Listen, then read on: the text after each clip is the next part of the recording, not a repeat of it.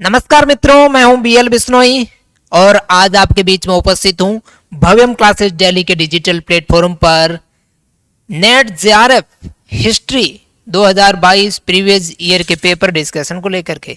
जी हां, कई बार आप जिस परीक्षा को देने जा रहे हैं उससे पहले ये बहुत महत्वपूर्ण हो जाता है और उपयोगी भी रहता है कि आप जिस एग्जाम को देने जा रहे हैं उससे प्रीवियस ईयर के क्वेश्चन पेपर का विस्तृत विश्लेषणात्मक परिचर्चा करके जाते हैं, तो एग्जाम हॉल में दिए गए नियत समय पर सवालों को विशुद्ध रूप से सटीक कैसे जवाब दिया जाए ये अनुमान बना रहता है। तो आइए चलते हैं इतिहास नेट जेआरएफ के लिए 2022 के क्वेश्चन पेपर के विश्लेषण को लेकर के मैं लेकर के चलता हूं आपके प्रीवियस एग्जाम का पहला क्वेश्चन। जैसा कि कहा जाता है इतिहास को पढ़ा जाता है, समझा जाता है, लेकिन जब आप नेट जेआरएफ जैसे उच्च क्वालिटी के एग्ज़ाम को अटेंड करते हैं तो इसमें इतिहास को महसूस भी किया जाता है। इतिहास को महसूस करवाने के क्रम में भव्यम क्लासेस के डिजिटल प्लेटफॉर्म पर आज आपका पहला सवाल, निम्नलिखित घटनाओं को सर्वप्रथम घटी घटना से शुरू कर कालक्रमानुसार व्यवस्थित कीजिए। आपके सामने तमाम प्रकार की भारतीय इतिहास की घटना दी गई है, आधुनिक भारत के इतिहास की, और इन्हें कालक्रम के अनुसार व्यवस्थित करके विकल्प में दिए गए उत्तर को चूज करना है। सबसे पहले कैबिनेट मिशन प्लान दिया गया है, फिर वेवेल प्लान लिखा गया है, उसके पश्चात आपके सामने एटली की उद्घोषणा लिखी गई है, उसके पश्चात माउंट बेटन प्लान लिखा गया है और फिर क्रिप्स प्रस्ताव लिखा गया है। इन सब विकल्पों में से सही उत्तर का चयन करिए और अपने प्रश्न का उत्तर दीजिएगा। Cabinet mission plan, Wavell plan, Attlee की उद्घोषणा, माउंट बेटन प्लान और क्रिप्स प्रस्ताव बिल्कुल सोचने योग्य बात है और बहुत ही प्राइम क्वेश्चन है। आप अपने प्रश्न का उत्तर देने की कोशिश करिएगा। ऑप्शन ए में BACED, ऑप्शन बी में EBACD, ऑप्शन सी में ADEBD और ऑप्शन डी में ACEBD। बिल्कुल सही कालक्रम को व्यवस्थित करते हुए आप लोग इस प्रश्न का उत्तर देने की कोशिश करेंगे। तो इस प्रश्न में cabinet mission plan, Wavell plan, Attlee की उद्घोषणा, माउंट बेटन प्लान, किस प्रस्ताव को आपको ऐड करना है। आपका जो उत्तर रहेगा इसमें सबसे पहले देखिएगा, जब आप क्रिप्स प्रस्ताव की बात करते हैं तो ये सबसे पहले आएगा, फिर वेवेल प्लान आएगा, उसके बाद कैबिनेट मिशन प्लान आया और उसके बाद एटली की उद्घोषणा हुई और सबसे लास्ट में माउंट बेटन प्लान आया गया भारत पाकिस्तान के विभाजन को लेकर के। तो उत्तर बी में दिया गया आपका एग्जैक्ट राइट क्वेश्चन होगा बी का।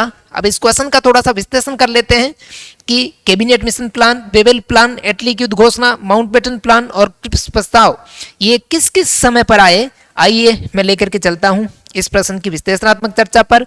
बिल्कुल जी हाँ, आंसर बी सही है। जब मित्रों क्रिप्स प्रस्ताव की बात आती है तो 23 मार्च 1942 ईस्वी को क्रिप्स प्रस्ताव, वेवेल प्लान 14 जून 1945 ईस्वी का घटनाक्रम है, कैबिनेट मिशन प्लान 24 मार्च 1946 ईस्वी का घटनाक्रम है, एटली की उद्घोषणा 20 फरवरी 1947 ईस्वी की है और उसके बाद माउंट बेटन प्लान की जब चर्चा होती है तो 3 जून 1947 ईस्वी की है। भारत विभाजन की घटनाक्रम से भी जोड़ सकते हैं। तो इस तरीके से सबसे पहले क्रिप्स प्रस्ताव, फिर वेवेल प्लान, फिर कैबिनेट मिशन प्लान, फिर एटली की उद्घोषणा और उसके पश्चात माउंट बेटन योजना भारत आई और इनके जो कालक्रम है वो आपके सामने डिजिटल बोर्ड पर है।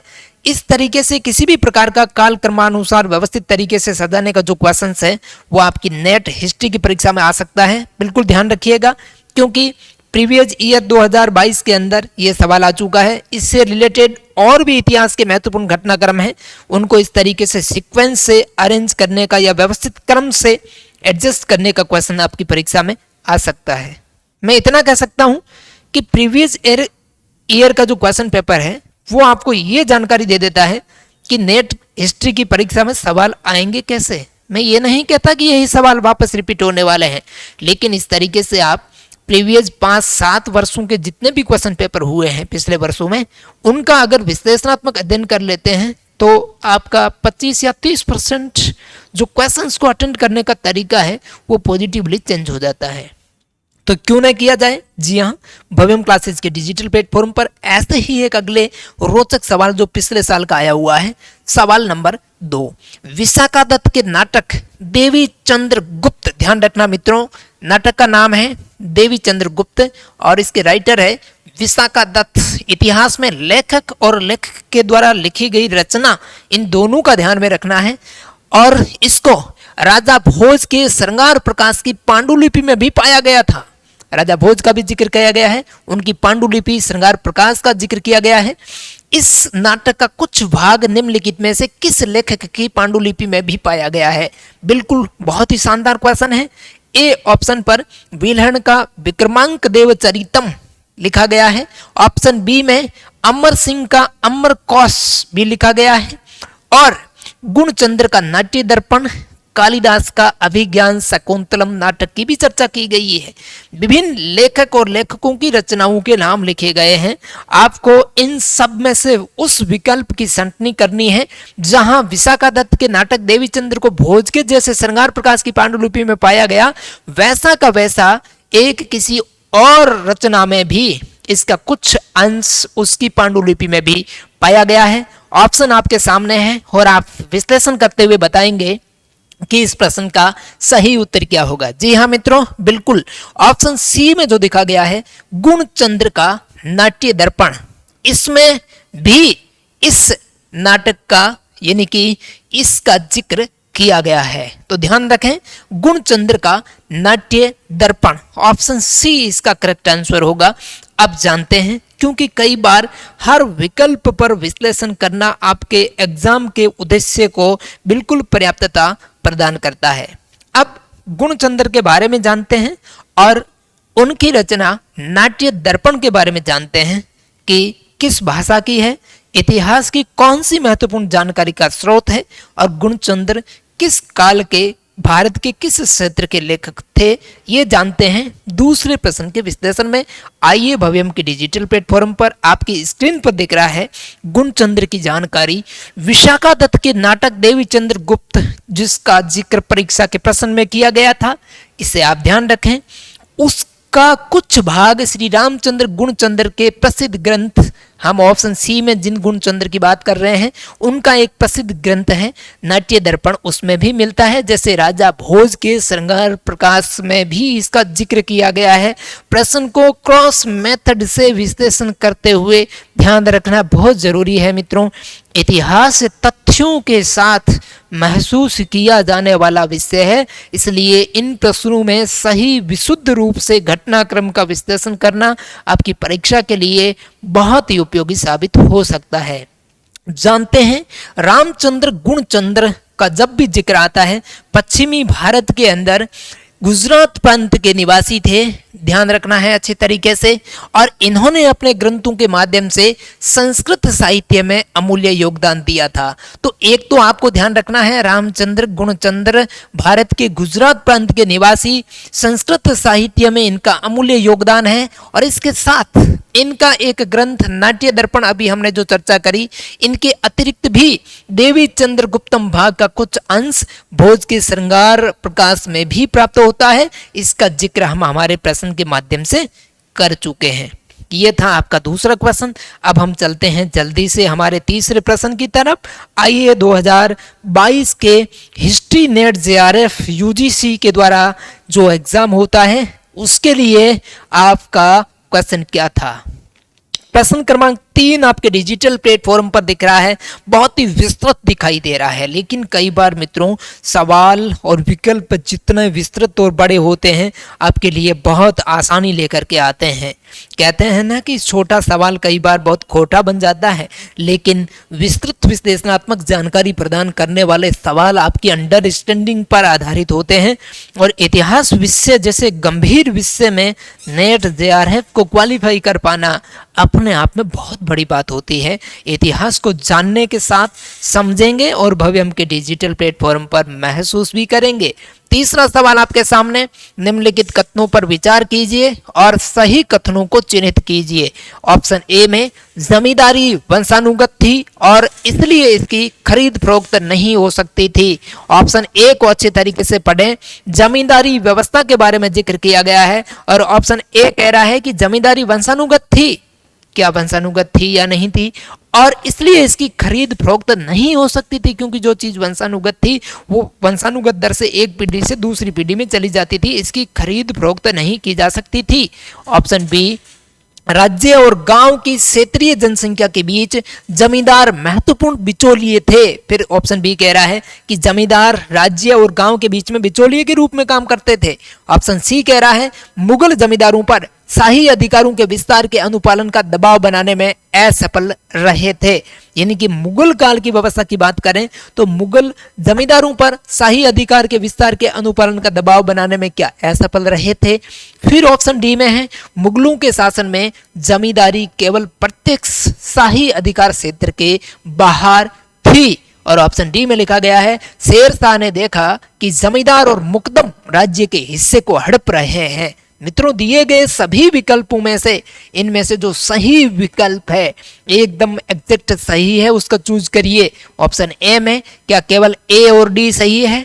ऑप्शन बी में क्या केवल बी और ई सही है? ऑप्शन सी में क्या ए सी डी सही है? ऑप्शन डी में केवल बी सी डी और ई सही है। बिल्कुल सटीक सवाल है, आपकी परीक्षा को लेकर के विस्तार से अच्छी तरीके से नजर डालिएगा और पता करिएगा कि इसमें क्या सही है और कौन कौन से विकल्प गलत है। जी हाँ, आप इसमें से देख रहे हैं आपके सामने ऑप्शन बी दिख रहा है मित्रों, और इसके साथ साथ राज्य और गांव की क्षेत्रीय जनसंख्या के बीच जमींदार महत्वपूर्ण बिचौलिए थे। जी हाँ, बिल्कुल सही है।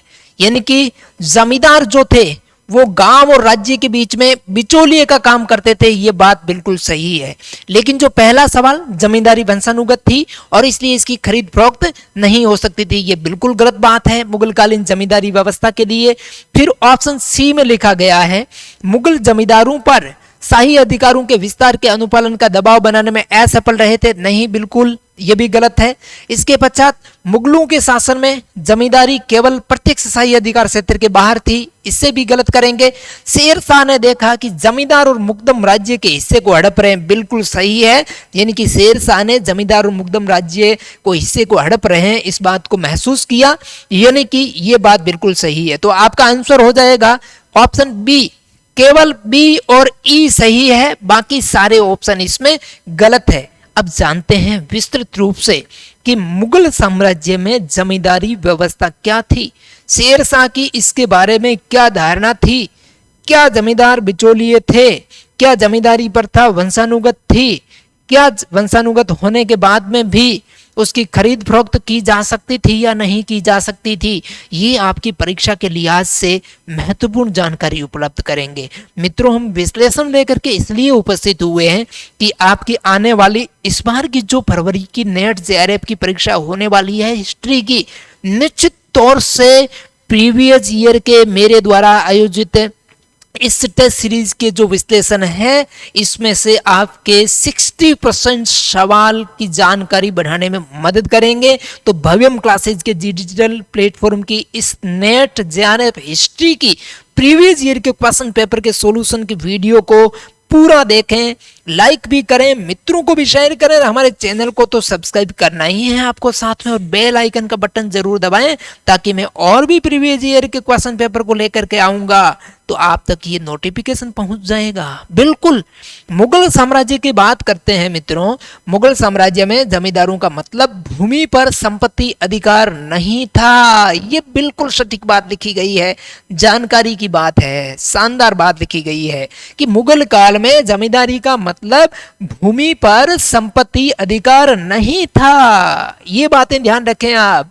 ये जमींदारों का एक दावा था जो राज्य की भू राजस्व की मांग के साथ साथ चला था, लेकिन जमींदारों के द्वारा संपत्ति की भांति किसी भी वस्तु की तरह इसे बेचा या खरीदा जा सकता था। जबकि उस ऑप्शन में क्या लिखा था कि जमींदारी व्यवस्था के तहत संपत्ति को बेचा या खरीदा नहीं जा सकता था, जबकि इसको बेचा या खरीदा जा सकता था। ये आनुवंशिक और विभाज्य था, ये बात तो बिल्कुल सही है। और इसके साथ मध्यकालीन शासकों ने जमींदारों के अधिकारों को वैधता प्रदान की, परंतु उन्होंने बराबर ये प्रयत्न किया कि वे सरकार के प्रतिनिधि के रूप में काम करेंगे और सरकार के प्रतिनिधि के रूप में राजस्व की वसूली करेंगे, यानी कि उनकी मनमानी नहीं चलेगी। जब जमींदारों ने सरकार को राजस्व वसूल करने में मदद करने का काम शुरू कर दिया, तब से उसे इस सेवा यानी कि खिदमत के लिए कुल राजस्व का कुछ प्रतिशत मिलने लगा। और संभवतः सरकारी आंकड़े में उसे 10% बताया गया है जमींदारी व्यवस्था के राजस्व को मिलने का।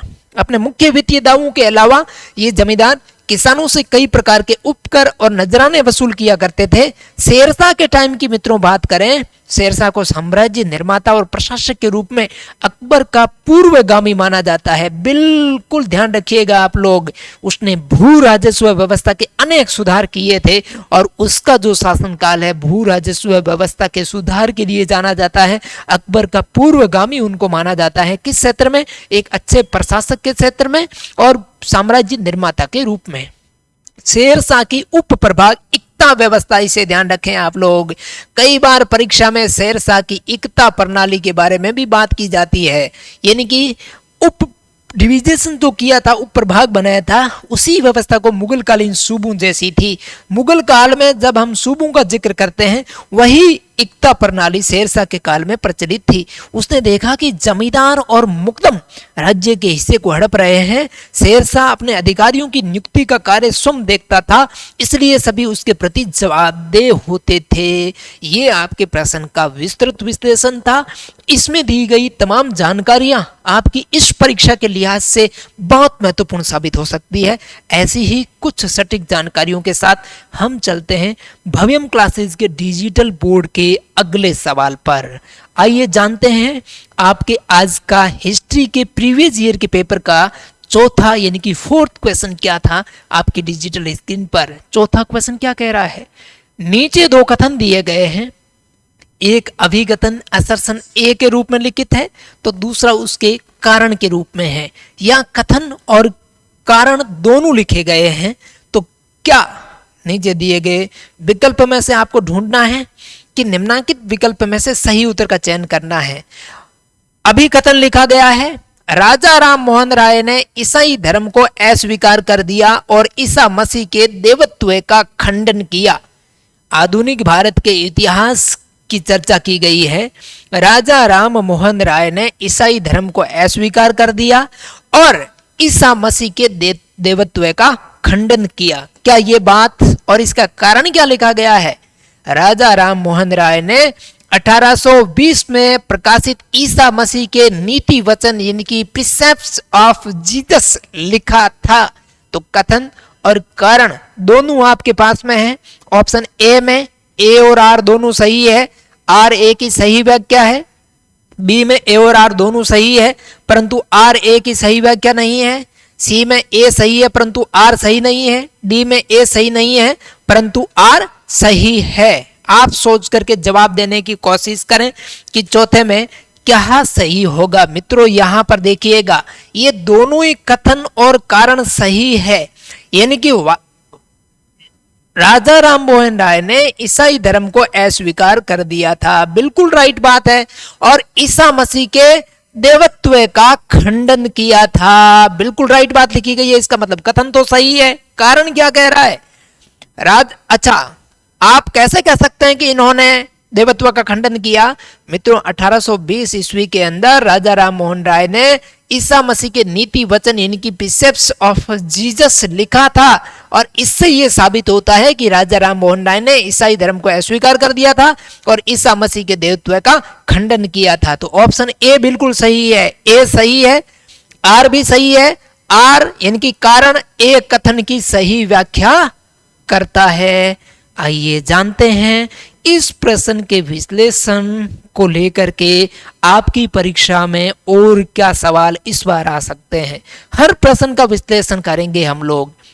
बिल्कुल मित्रों, आधुनिक भारत के पिता और भारतीय राष्ट्रवाद के जनक, लाइन के अंदर दो शब्द, आधुनिक भारत के पिता और भारतीय राष्ट्रवाद के जनक राजा राम मोहन राय के जन्म की बात करें मित्रों, 1772 ईस्वी के अंदर इनका जन्म हुआ था और हुगली जिले में राधानगर जो पश्चिमी बंगाल में था उस समय, वहां पर राजा राम मोहन राय का जन्म हुआ था। तो इस तरीके के कई सवाल उनकी जीवन को लेकर के भी पूछा जा सकता है। राजा राम मोहन राय इन्होंने सती प्रथा, बहुपत्नी प्रथा, जातिवाद और इसके साथ साथ विधवा विवाह जैसी कुप्रथाओं के लिए भी कार्य किया और अंतरजातीय और स्त्री शिक्षा का समर्थन भी इन्होंने किया था। विधवा विवाह का समर्थन किया, अंतरजातीय विवाह का समर्थन किया, स्त्री शिक्षा का भी समर्थन किया, जबकि सती प्रथा, बहुपत्नी प्रथा और जातिवाद का इन्होंने विरोध किया था। मित्रों, इनके बारे में एक बहुत ही और सटीक जानकारी जो आपकी परीक्षा के लिए महत्वपूर्ण हो सकती है वो है 1815 की तिथि को ध्यान में रख लीजिएगा। इन्होंने कलकत्ता में आत्मीय सभा की स्थापना करी और 1828 में ब्रह्म सभा का गठन किया था। ये दोनों ही संस्थाएं, आत्मीय सभा और ब्रह्म सभा, इनका ध्यान रखिएगा। राजा राम मोहन राय ने 1815 में आत्मीय सभा, 1828 में ब्रह्म सभा का गठन किया था। 1820 ईस्वी में इन्होंने ईसा मसीह के बाइबिल के आधार पर नीति वचन प्रिसेप्ट्स ऑफ जीसस, इसका ध्यान रखिएगा, ये क्वेश्चन में दिया गया था। ये ग्रंथ इन्होंने 1820 के अंदर लिखा और मित्रों इसी ग्रंथ के अंदर इन्होंने उनके ईसा मसीह की देवत्व के सिद्धांत को खंडित किया था। इसलिए ईसाई धर्म का विरोध करने वाला कहा गया और इसमें ईसा मसीह के देवीय होने के सिद्धांत को इन्होंने बिल्कुल खारिज कर दिया। 1825 ईस्वी में इन्होंने वेदांत कॉलेज की स्थापना की थी, इसे भी ध्यान रखिएगा। राजा राम मोहन राय ने 1825 ईस्वी में वेदांत कॉलेज की स्थापना की।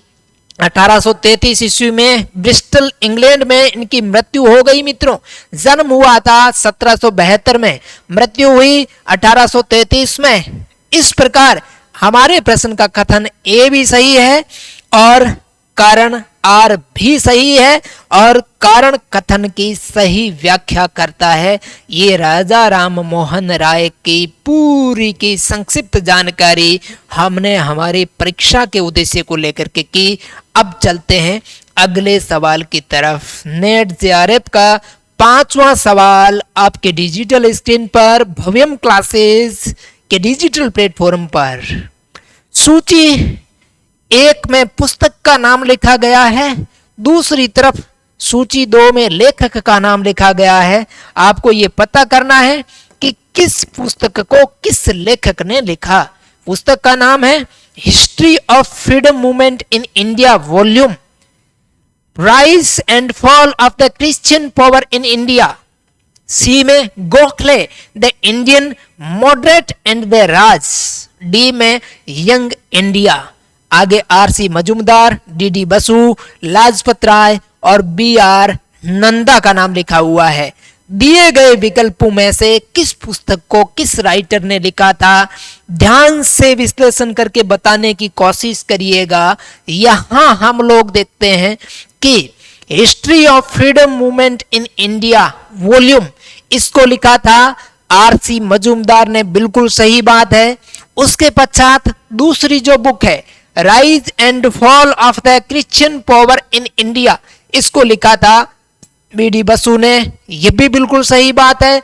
और मित्रों सी नंबर पर लिखा हुआ है Gokhale the Indian moderates and the Raj, ये पुस्तक लिखी थी बीआर नंदा ने। मतलब सी में 4 सही है। और यंग इंडिया आपको पता ही है लाला लाजपत राय ने लिखी थी। तो ये आपके उत्तर हो जाएंगे और ये सारा उत्तर मिल रहा है ऑप्शन ए में, यानी कि 1 2 4 3 RC Majumdar, BD Basu, BR Nanda and Lala Lajpat Rai, ये पुस्तकें आपकी लिखी गई थी और ऑप्शन ए इसका बिल्कुल करेक्ट हो जाता है। अब चलते हैं इसके विश्लेषण की तरफ। History of freedom movement in India 1 volume जो पहला आया था आरसी मजूमदार ने लिखा, rise and fall of the Christian power in India BD Basu ने लिखा, Gokhale the Indian moderate and the Raj BR Nanda ने लिखा और यंग इंडिया लाला लाजपत राय। ये आपकी सारी 4 किताबें और इनके 4 लेखक। अब चलते हैं 6ठे सवाल पर आपकी परीक्षा के लिए। 22वें तीर्थंकर नेमिनाथ निम्नलिखित में से किससे संबंधित थे? बलराम, भगवान राम, भगवान कृष्ण और भगवान विष्णु। 4 ऑप्शन आपके साथ में है। जैन तीर्थंकर नेमिनाथ की चर्चा की गई है और तीर्थंकरों में जो 22वें तीर्थंकर नेमिनाथ हुए हैं वो इनमें से किससे संबंधित थे? बलराम, राम, कृष्ण और विष्णु, इन 4 विकल्पों में से तीर्थंकर नेमिनाथ जो 22वें तीर्थंकर थे जैन धर्म के, उनका संबंध किससे था, यह ध्यान रखिएगा मित्रों। बिल्कुल नेमिनाथ 22वें तीर्थंकर कृष्ण से जुड़े, कृष्ण से संबंधित थे 22वें तीर्थंकर नेमिनाथ। आप अच्छी तरीके से ध्यान रखिएगा, जानते हैं कि वो कैसे भगवान कृष्ण से संबंधित थे। जैन धर्म के 22वें तीर्थंकर नेमिनाथ थे, आप अच्छी तरीके से जानते हैं। इसके साथ साथ परीक्षोपयोगी महत्वपूर्ण चीज, इनको अरिष्ट नेमि के नाम से भी जाना जाता है। परीक्षा में सवाल आ जाता है कई बार कि जैन धर्म के 22वें तीर्थंकर नेमिनाथ को किस नाम से और जाना जाता है, अरिष्ट नेमि के नाम से भी जाना जाता है। नेमिनाथ राजा समुद्र विजय और सौरीपुर के हरिवंश की रानी शिवा देवी के पुत्र थे। उनका जन्म भारतीय कैलेंडर में श्रवण शुक्ल के 5वें दिन माना जाता है, इसे भी ध्यान रखिएगा। और जब वो गर्भ में आए थे तो रानी शिवा देवी ने सभी 14 स्वप्न देखे जो एक तीर्थंकर की मां के द्वारा देखे जाते हैं। जब उनका जन्म हुआ तो उनके माता पिता ने उनका नाम अरिष्ट नेमि रखा था, जिसका अर्थ है जिसका रास्ता बाधा मुक्त हो। यदुवंशी वासुदेव राजा समुद्र विजय के छोटे भाई थे और रोहिणी उनकी वरिष्ठ रानी थी, जिसके पुत्र बलराम थे। देवकी उनकी छोटी रानी थी, जिनके पुत्र वासुदेव यानी कि भगवान श्री कृष्ण थे। इस तरह नेमिनाथ श्री कृष्ण के चचेरे भाई माने जाते हैं। ये विश्लेषण आपके यूजीसी नेट जेआरएफ हिस्ट्री का 6ठा क्वेश्चन जो लेकर के आया था, उसका विश्लेषण है परीक्षोपयोगी सामग्री में अगला 7वां सवाल भव्यम क्लासेस की डिजिटल प्लेटफॉर्म पर। 7वां सवाल कह रहा है मित्रों, ग्रामीण समुदाय के बारे में निम्नलिखित पर विचार कीजिएगा। और क्या ग्रामीण समुदाय के बारे में बातें लिखी गई है? ऑप्शन ए में बलूतेदार ग्रामीण कारीगरों और नौकरों की 12 श्रेणियों में थे। यहां पर ग्रामीण कारीगर और नौकरों की 12 श्रेणियों में से बलूतेदार थे क्या, इसका जिक्र है। बलूतेदार और आगे 4 श्रेणियों में बंट गए थे। क्या ये बात हिंदू मंदिर की देखभाल करने वाले बलूतेदार का भाग नहीं थे? गांव में स्थायी निवास के अधिकार वाले बलूतेदार वतन बलूतेदार कहलाते थे। बलूतेदार की निश्चित श्रेणियों को ग्रामीण समुदाय के द्वारा कृषि हेतु राजस्व मुक्त भूमि प्रदान की जाती थी। मित्रों, इन सभी विकल्पों में से सही उत्तर क्या होगा? ए, डी और ई सही है क्या? केवल ए, बी और ई सही है क्या? केवल डी और ई सही है क्या? केवल ए, बी, सी और डी सही है? इनमें से सही उत्तर ढूंढने की कोशिश करिएगा। ग्रामीण समुदाय में बलूतेदार के बारे में बातें की गई है। बिल्कुल मित्रों, यहां देखिएगा, आप ए में जो बात लिखी गई है, बलूतेदार ग्रामीण कारीगर और नौकरों की 12 श्रेणियों में थे, ये बात भी बिल्कुल सही है। लेकिन बी में जो लिखी गई है, बलूतेदार और आगे 4 श्रेणियों में बंट गए थे, नहीं, ये बात गलत है। और सी में जो चीजें लिखी गई है, हिंदू मंदिर की देखभाल करने वाले बलूतेदार का भाग नहीं थे, ये भी गलत है, भाग थे। डी में लिखा गया है गांव में स्थायी निवास के अधिकार मानने वाले बलूतेदार वतन बलूतेदार कहलाते थे, बिल्कुल सही कोटेशन है। और ई में लिखा गया है बलूतेदार की निश्चित श्रेणियों को ग्रामीण समुदाय के द्वारा कृषि हेतु राजस्व मुक्त भूमि बिल्कुल प्रदान की जाती थी, यह बात भी बिल्कुल सही है। तो मित्रों, ए भी सही है, डी भी सही है और ई सही है, लेकिन बी और सी गलत है। तो इसका मतलब ए, डी, ई, ए ऑप्शन बिल्कुल सही है आपका। चलते हैं इसकी चर्चा पर कि बातें क्या है। मित्रों, जब बात आती है शिवाजी के साम्राज्य की और ग्रामीण समुदाय की, तो शिवाजी के ग्रामीण प्रशासन का जो मुख्य अधिकारी था उसको तो बोला जाता था पटेल। ध्यान रखिएगा, परीक्षा में पूछा जा सकता है। शिवाजी के ग्राम प्रशासन का मुख्य अधिकारी को किस नाम से जाना जाता था? पटेल के नाम से, जो भू राजस्व, न्यायिक और अन्य प्रशासनिक कार्य करता था, इसे ध्यान रखिएगा। यानी कि शिवाजी के गांव प्रशासन का मुख्य अधिकारी पटेल का काम क्या था? भू राजस्व को कलेक्ट करना, न्यायिक के रूप में काम करता और अन्य उसके प्रशासनिक काम भी होते थे। मित्रों, पटेल के नीचे कुलकर्णी होता था, ये उनके पदानुक्रम, प्रशासन के पदानुक्रम की व्यवस्था थी। सबसे ऊपर पटेल, पटेल से नीचे कुलकर्णी। पटेल का काम हमने देख लिया, भू राजस्व को इकट्ठा करना, न्यायिक और अन्य प्रशासनिक काम। कुलकर्णी भूमि का लेखा जोखा रखता था, ध्यान रखिएगा। और इसके अतिरिक्त गांव में 12 बलूतेदार होते थे। ध्यान रखिएगा, हमने एक विकल्प ए में देखा था कि ग्रामीण समुदाय में बलूतेदारों की जो श्रेणियां थी वो 12 बताई गई है। बिल्कुल ध्यान रखिएगा। शिवाजी के ग्रामीण समुदाय के प्रशासन की बात कर रहे हैं। मुख्य गांव का प्रशासनिक अधिकारी क्या कहलाता था? पटेल। पटेल से नीचे की श्रेणी का ऑफिसर कुलकर्णी कहलाता था और कुलकर्णी से नीचे 12 बलूतेदार होते थे और इन्हीं बलूतेदार के बारे में इस प्रश्न में चर्चा की गई है, परीक्षा में आ सकता है। क्या बातें बताई गई है? ग्रामीण कारीगर और नौकरों की 12 श्रेणियों में थे। बिल्कुल सही बात है, ग्रामीण कारीगर और नौकरों की 12 श्रेणियों में ये थे। गांव में स्थायी निवास के अधिकार वाले बलूतेदार वतन बलूतेदार कहलाते थे। बलूतेदार की निश्चित श्रेणियों को ग्रामीण समुदाय के द्वारा कृषि हेतु राजस्व मुक्त भूमि प्रदान की जाती थी। बिल्कुल, उनको राजस्व मुक्त भूमि भी प्रदान की जाती थी। किनको? बलूतेदारों को। कुछ गांवों में 12 बलूतों के अतिरिक्त 12 बलूते होते थे जो गांव के सेवक के रूप में भी होते थे। शिवाजी के ग्रामीण प्रशासन की विशुद्ध रूप से सटीक जानकारी इस प्रश्न में थी। आगे की परीक्षा में ऐसा कोई भी सवाल आए तो ध्यान से समझिएगा और बढ़िएगा भव्यम क्लासेस के अगले सवाल की तरफ, जो प्रीवियस ईयर के नेट जेआरएफ के पेपर में आया हुआ है। और वो प्रश्न आपके डिजिटल स्क्रीन पर किसने 1861 में गाय संरक्षण के मुद्दे को उठाया था? अकाली, कूका, आर्य समाज, ब्रह्म समाज। कितना तथ्यात्मक सवाल है मित्रों। किसने 1871 में गाय संरक्षण के मुद्दे को उठाया था? अकाली ने, कूका ने, आर्य समाज ने या ब्रह्म समाज ने? इन 4 विकल्प में से आपको सही उत्तर देना है। बिल्कुल गाय के संरक्षण के लिए ऑप्शन बी सही होगा। इसका उत्तर है कूका। आइए जानते हैं इनके बारे में विस्तृत जानकारी। गाय के संरक्षण के आंदोलन का मुख्य रूप से भारत में धार्मिक और राजनीतिक आंदोलन है और उसका उद्देश्य गायों की रक्षा करना। गो हत्या को लेकर के हिंदुओं के अतिरिक्त अन्य धर्म के व्यक्तियों ने भी विरोध किया था। इस मिशन को सर्वप्रथम पंजाब के नामधारी कूका ने 1871 में उठाया था। ध्यान रखिएगा, गाय संरक्षण का मुद्दा भारत में सबसे पहले पंजाब के नामधारी सिख कूका ने उठाया था और इस आंदोलन की शुरुआत नामधारियों ने 1860 के दशक से ही शुरू कर दी थी। आर्य समाज की जब जिक्र आती है तो आर्य समाज के संस्थापक दयानंद सरस्वती के बारे में भी ध्यान रखिएगा।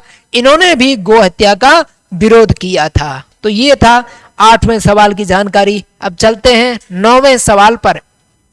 सिकंदर के शासन के अंतर्गत निम्नलिखित में से किसने कश्मीर के विध्वंस का शौक जताया था?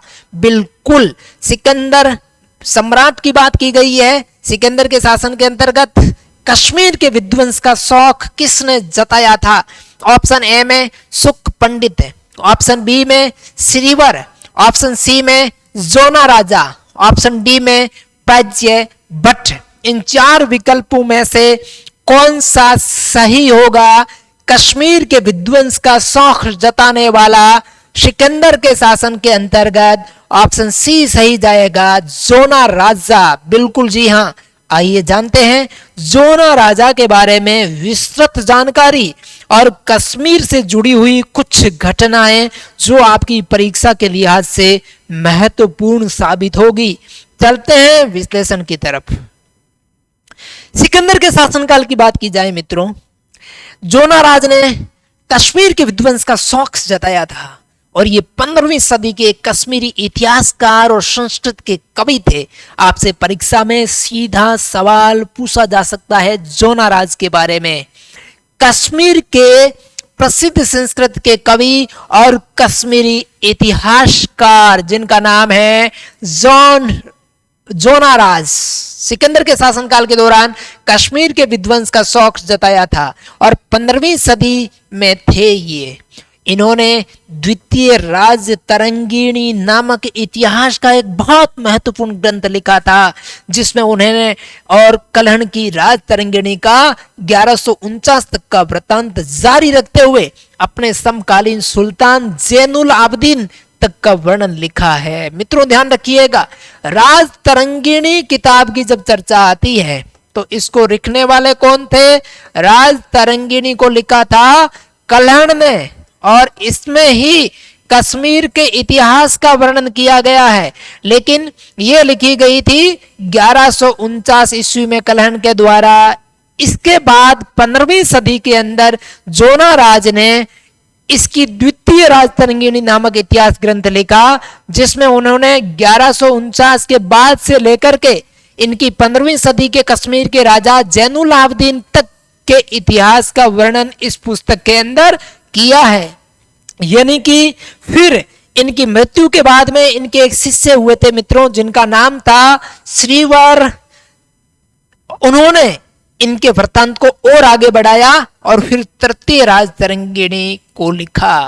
और जोना राज ने कश्मीर में हिंदू राजवंश के अंत और मुस्लिम राजवंशों के शुरुआत का भी महत्वपूर्ण वर्णन किया है। इससे आप लोग ध्यान रखिएगा। देखिए, नेट जेआरएफ हिस्ट्री के क्वेश्चन पेपर में किस कोटि के सवालों को जिक्र किया गया है। आने वाली ये जो आपके नेट का एग्जाम है, इसमें इस प्रश्न पत्र का जो विश्लेषण है वो बहुत ही उपयोगी साबित होगा।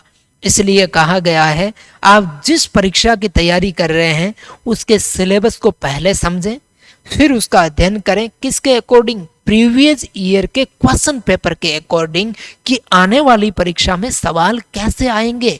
ऐसा ही एक और सवाल जो प्रीवियस ईयर की नेट परीक्षा में पूछा गया, हड़प्पा सभ्यता को लेकर के भव्यम क्लासेज की डिजिटल प्लेटफॉर्म पर अगला 10वां सवाल इतिहास विषय से जुड़ा हुआ। हड़प्पा सभ्यता के निम्नलिखित में से किस स्थल के चित्रित मृद भांड में एक वृक्ष पर मछली और नीचे लोमड़ी जैसे पशु वर्णित को चित्रित किया गया है।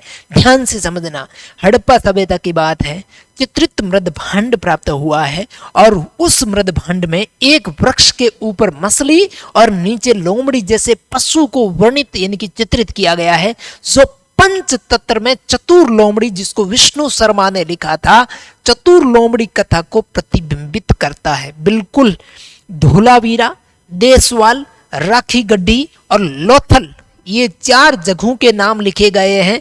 यानी कि कौन सा सभ्यता स्थल है जहां से ऐसा कोई चित्रित मृदभंड मिला है जिस पर एक वृक्ष पर मछली और नीचे लोमड़ी जैसे पशु को चित्रित किया गया है, जिससे देखने से ये लगता है कि पंचतंत्र जो विष्णु शर्मा के द्वारा लिखी गई थी उसमें जिस चतुर लोमड़ी की कथा को प्रतिबंधित किया गया है वैसा का वैसा इससे साबित होता है। क्या धोलावीरा में प्राप्त हुआ है, क्या देशवाल में प्राप्त हुआ है, क्या राखी गढ़ी में प्राप्त हुआ है, क्या लोथल में प्राप्त हुआ है? बिल्कुल सटीक जवाब देने की कोशिश करिएगा।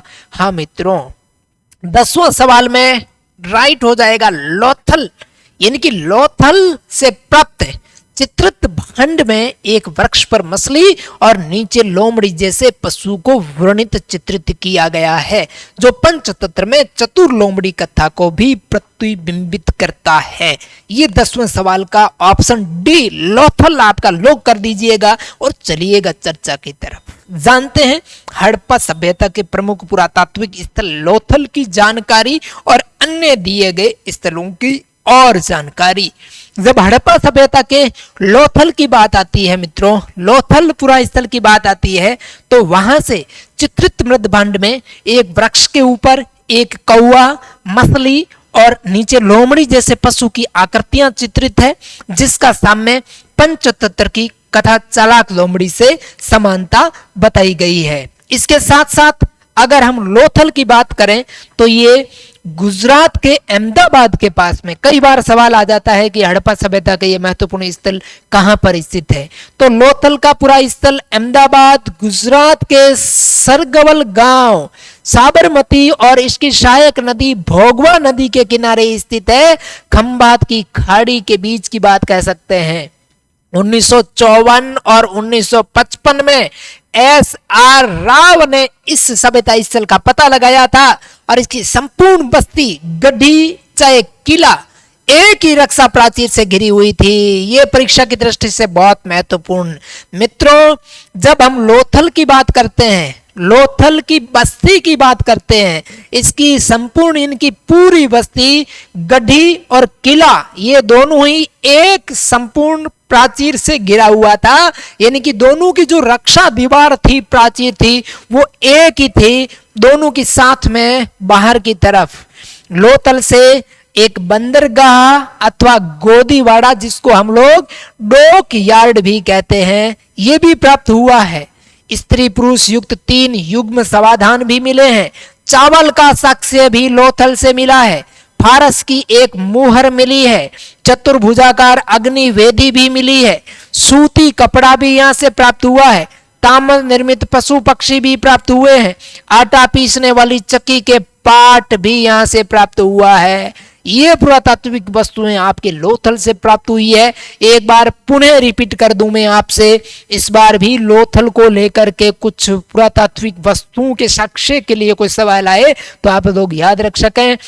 लोथल से बंदरगाह, गोदीवाड़ा, डॉकयार्ड, स्त्री पुरुष युक्त 3 युग्म समाधान, चावल का साक्ष्य, फारस की मुहर, चतुर्भुजाकार अग्निवेदी, सूती कपड़ा, ताम्र निर्मित पशु पक्षी और आटा पीसने वाली चक्की के पाट, ये पुरातात्विक वस्तुएं लोथल से प्राप्त हुई है। लोथल गुजरात में खंभात की खाड़ी, साबरमती की सहायक नदी, भोगवा नदी के किनारे स्थित है। 1954 और 1955 में ऐसा रावण ने इसकी खोज की थी और हड़प्पा सभ्यता के लोथलपुरा स्थल से एक हमारे प्रश्न में जिक्र किया गया है। एक वृक्ष पर कौवा, मछली और नीचे लोमड़ी जैसे पशु की आकृति चित्रित भांड भी प्राप्त हुआ है। बिल्कुल सटीक जवाब था लोथल यानी कि हड़प्पा सभ्यता के बारे में। आइए चलते हैं ऐसे एक और महत्वपूर्ण सवाल जो प्रीवियस ईयर में आया हुआ है। सवाल नंबर 11 भव्यम क्लासेस के डिजिटल प्लेटफॉर्म पर और आपके कैमरे के सामने स्क्रीन पर दिख रहा है। नवपाषाण स्थल दाऊजली हेडिंग निम्नलिखित में से किस क्षेत्र में स्थित है? बिल्कुल ऑप्शन ए में लिखा गया है उत्तरी कसार पहाड़ियां, ऑप्शन बी में लिखा गया है मिसमी पहाड़ियां, ऑप्शन सी में अबोर पहाड़ियां, ऑप्शन डी में मिजो पहाड़ियां। ध्यान से समझें कौन सा नवपाषाण स्थल है। एक दाऊजली हेडिंग निम्नलिखित में से किस क्षेत्र में स्थित है? ऑप्शन आपके सामने है, ध्यान से देखिएगा। उत्तरी कछार पहाड़ियां, मिसमी पहाड़ियां, अबोर पहाड़ियां, मिजो पहाड़ियां। जी हाँ, ये तो सीधा सा सिंपल उत्तरी कसार पहाड़ियों में स्थल है नवपाषाण स्थल दाऊजली हेडिंग। आइए जानते हैं उत्तरी कसार पहाड़ियों के बारे में और इस स्थल के बारे में, दाऊजली हेडिंग के बारे में और नवपाषाण स्थल के बारे में। मित्रों, जब भी हम नवपाषाण युगीन सभ्यता की बात करते हैं तो उसमें दाऊजली हेडिंग की जब बात आती है तो पूर्वोत्तर भारत यानी कि नॉर्थ ईस्ट के अंदर उत्तरी कसार पहाड़ियों में ये स्थित है। 1867 में जोन लुबाक ने असम की ब्रह्मपुत्र नदी घाटी में, ध्यान रखिएगा, नवपाषाण उपकरणों की खोज की थी। दाऊजली हेडिंग के अतिरिक्त यहाँ से सरतरु और मरकडोला पुरातत्व स्थल भी प्राप्त हुए हैं। दाऊजली हेडिंग से खरल और मूसल जैसे पत्थरों के उपकरण भी मिले हैं। ये परीक्षा में आ सकता है मित्रों। पूर्वोत्तर भारत की बात है, दाऊजली हेडिंग की बात है, वहां से खरल और मूसल जैसे पत्थर के उपकरण भी मिले हैं। इसके अतिरिक्त जेडाइड पत्थर यानी कि चीन से आयातित एक पत्थर हुआ करता था, जेडाइड पत्थर, और काष्ठ के औजार, लकड़ी के औजार भी, मिट्टी के बर्तन भी इस सभ्यता स्थल से प्राप्त हुए हैं। झूम खेती की प्रथा नवपाषाण काल में प्रचलित थी। 1961-63 में एमसी गोस्वामी और टीसी शर्मा के नेतृत्व में यहां पर व्यापक पैमाने पर उत्खनन कार्य किया गया। इससे भी परीक्षा उपयोगी सामग्री में शामिल कर लीजिएगा। आइए बढ़ते हैं अगले सवाल की तरफ। 12वां सवाल आपके डिजिटल स्क्रीन पर। निम्नलिखित मुगल चित्रकारों में से किसने फारस के शाह का चित्र बनाया था? मुगल कालीन चित्रकला का जिक्र किया गया है और मुगल कालीन चित्रकला में प्रमुख चित्रकार जिसने फारस के शाह का चित्र को चित्रित किया था, आपके ऑप्शन में ऑप्शन ए में बिशनदास लिखा गया है, ऑप्शन बी में मंसूर लिखा गया है, प्रसिद्ध चित्रकार मनोहर, और ऑप्शन डी में बिस्वान का जिक्र किया गया है। सबसे पहले तो आप दिखें कि बिशनदास, मंसूर, मनोहर और बिस्वान ये चारों चित्रकार किस किस काल के थे और किस राजा के काल में थे। और फिर प्रश्न की तरफ बढ़िएगा कि प्रश्न में ये तो कंफर्म है कि ये मुगल चित्रकार थे और मुगल चित्रकारों में से किसने फारस के शाह का चित्र बनाया था, ये आपको इन चारों ऑप्शन में से देख करके बताना है। जी हाँ, जब फारस के शाह के चित्र की बात आती है तो मुगल काल के एक प्रसिद्ध चित्रकार थे बिशनदास, इन्होंने फारस के शाह के चित्र को चित्रित किया था। आइए जानते हैं बिशनदास किस काल के चित्रकार थे, किस राजा के काल के थे और इन्होंने फारस के शाह का चित्रण किया। जहांगीर के शासनकाल के दौरान बिशनदास महत्वपूर्ण चित्रकार थे और जहांगीर के समय के प्रमुख चित्रकारों में उनका नाम था। मानव रूप की बात करें या सभी का सर्वश्रेष्ठ चित्रकार बिशनदास को माना जाता है। जहांगीर ने उसे फारस के शासक शाह अब्बास और उसके महत्वपूर्ण अमीर और संबंधियों का चित्र बनाने के लिए उनके दरबार में भेजा था जहांगीर ने बिशनदास को, और उसने शाह और उनके परिजन और अमीरों के कई चित्र बनवाए थे। बिशनदास के बारे में जहांगीर ने अपनी आत्मकथा तुजुक-ए जहांगीरी, मित्रों ध्यान से याद रखना इसको, जहांगीर की आत्मकथा का नाम है तुजुक-ए जहांगीरी, तुजुक-ए जहांगीरी। और इस तुजुक-ए जहांगीरी में भी जहांगीर ने इस चित्रकार यानी कि बिशनदास के बारे में कहा और प्रशंसा भरे शब्द लिखे थे। जहांगीर का शासनकाल चित्रकला का स्वर्ण काल था, इससे भी ध्यान रखिएगा। और वो स्वयं एक कुशल चित्रकार था, उसके पास चित्रों का एक मुर्गा यानी कि एल्बम भी था। तो ये बिशनदास जहांगीर के समय के प्रमुख चित्रकार जिसने फारस के राजा शाह अब्बास का चित्र भी बनाया था, इसे ध्यान रखिएगा। चलते हैं अगले सवाल।